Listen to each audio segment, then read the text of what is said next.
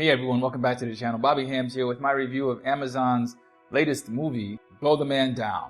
Now, Blow the Man Down is about two sisters, Priscilla and Mary Beth, who are dealing with their mother's death in the small fishing town in Maine.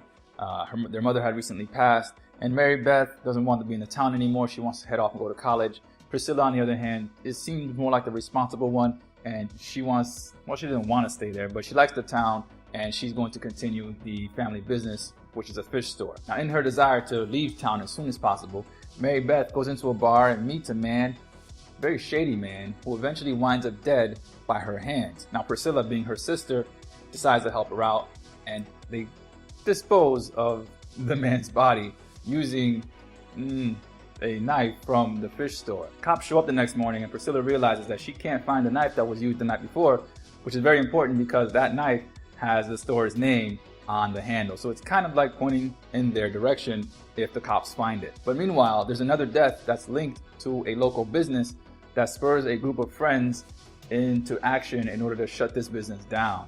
And that's where more conflict is created in this movie.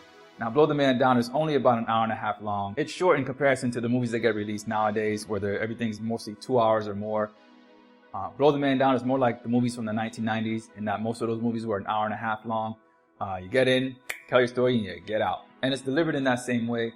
It's a very efficient movie. There isn't too much exposition going on or characters having meandering, kind of go nowhere dialogue and conversations and lingering shots that don't do anything to go anywhere or serve any purpose. It's a very sharp and clean cut movie. Nothing is really wasted. Even the little interludes with the fishermen that sing in between some of the scenes, that was actually added to the movie. It didn't take away from it at all. But speaking of 90s movies, Blow the Man Down is very reminiscent of Fargo from the Coen brothers.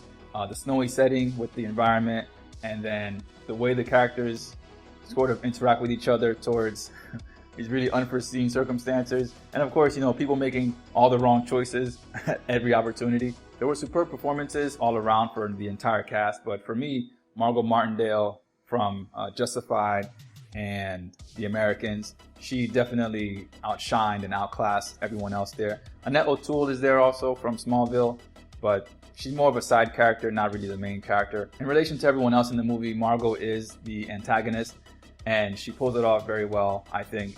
Very convincing. I was thoroughly engrossed and interested in the movie while it was going on. I felt invested in the sisters' fates and what happened to them. And then the ending to the movie is absolutely perfect. It's a perfect ending. Absolutely marvelous. Wow. Now, I think this is the first movie from Amazon that I've ever watched. Everything else has been really from Netflix or actual major movie studios.